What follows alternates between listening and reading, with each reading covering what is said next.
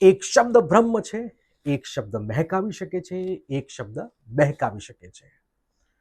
જમાનો ડિગ્રીનો તો છે જ, પણ ડિગ્રીની સાથે સાથે આવડતનો વધારે છે. આવડતનો વધારે છે. ગુજરાતની રાજનીતિની અંદર એક શબ્દ બહુ ચર્ચાસ્પદ રહ્યો છે, 8 ચોપડી. 8 ચોપડી પાસ. શું આ જે વાક્યનો ઉલ્લેખ કરાય છે, વારંવાર ઉલ્લેખ કરાય છે, ખાસ કરીને 4-5 નેતાઓ એનો વારંવાર ઉલ્લેખ કરે છે, એમાં 2 નેતાઓ તો વારંવાર ઉલ્લેખ કરે છે, અને એ પણ કોને અનુલક્ષીને? ગૃહ રાજ્યમંત્રી, ઉપમુખ્યમંત્રી હર્ષસંઘવીને લઈને, જિગ્નેશ મેવાણી અને ગોપાલ ઇટાલિયા. આ બંને જે કાયદાના જાણકાર છે, અભ્યાસુ છે, પણ મારું એવું માનવું છે કે આ શબ્દનો જ્યારે ઉપયોગ થાય છે ત્યારે બિલકુલ ખોટો ઉપયોગ થઈ રહ્યો છે. તમારી વિચારધારા અલગ હોઈ શકે છે, તમારી લડાઈ અલગ હોઈ શકે છે, પણ એ શખ્સ કોણ છે, એ શખ્સ ક્યાંથી આવ્યા છે, શું કરે છે, શું મેદાન માર્યું છે એમને, એ જરા સમજી લો. આવડત, મેં પહેલા પણ કહ્યું કે એક શબ્દ બ્રહ્મ છે, એક શબ્દ મહેકાવી શકે ને એક બહેકાવી શકે. શું તમે બહેકાવાનું કામ કરી રહ્યા છો? તમે સમજો કે જિગ્નેશ મેવાણી અને ગોપાલ ઇટાલિયા આ 2 વાતો પર ખાસ ફોકસ કરતા રહે છે, પણ હર્ષ સંઘવી જે છે એ તમે જુઓ કે ઉપમુખ્યમંત્રી નંબર 2 પર છે, ગૃહમંત્રી છે, અને એમની જે કામગીરીના રેટિંગ્સ છે એ એમની આવડતથી સતત ઉપર ગયા છે. સતત પહેલી જ વાર તમે જુઓ કે એમને ગૃહ ખાતું સોંપાય છે. ગૃહ ખાતું સોંપાયા બાદ સીધા જેવો નંબર 2 પર આવી ગયા છે, અને એમની કામગીરી, એમની લોકપ્રિયતા સતત વધી રહી છે. તમને ઉદાહરણ આપું કે એમની કાબેલિયત કેમ છે, આપણે કંઈ ગુણગાન ગાવાની વાત નથી, પણ જે રીતની ભાષાનો ઉપયોગ થાય છે એનો વિરોધ છે કે ભાઈ કોઈ માણસ સંજોગવશાત નથી ભણી શક્યો તો તમે એને જાહેરમાં જ અપમાનિત કરશો. તો આપણા પૂર્વજો, જે આપણા બાપ દાદાઓ છે, એ શું ભણેલા હતા? પણ એ ગણેલા તો હતા ને.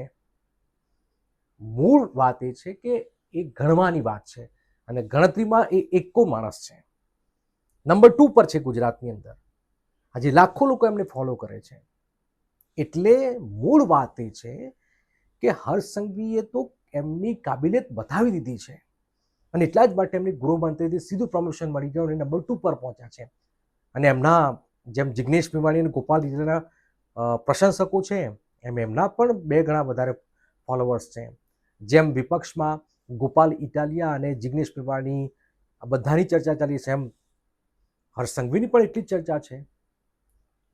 ઉદાહરણ તમે સમજો કે સુરતની વાત નીકળી છે, સુરતના એ ધારાસભ્ય છે, તો સુરતમાં કેટલા બધા બિઝનેસમેન છે, કેટલા બધા બિઝનેસમેન.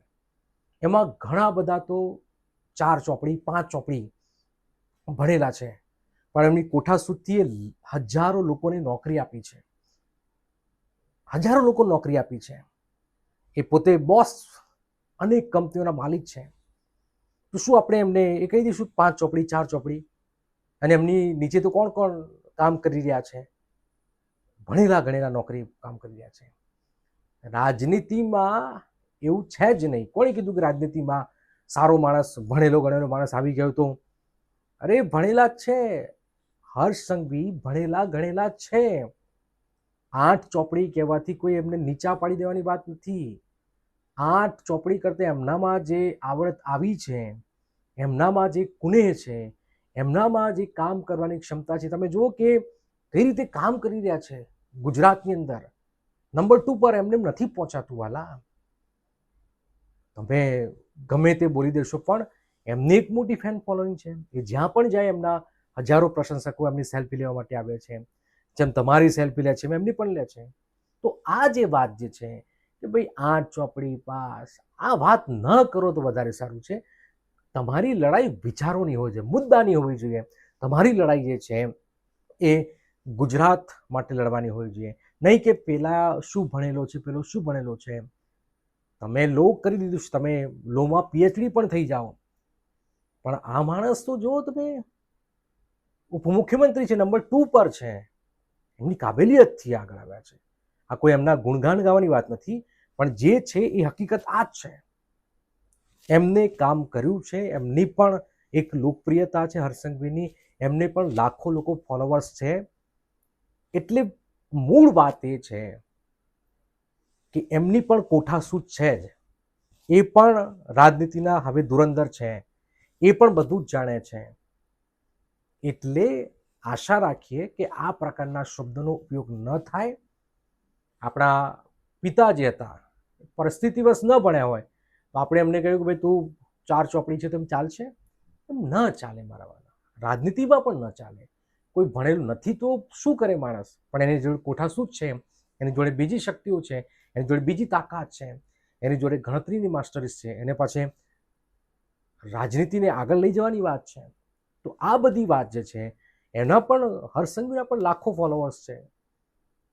એ પણ જ્યાં જાય ત્યાં લોકો આવી જાય છે, એમને સાંભળે છે.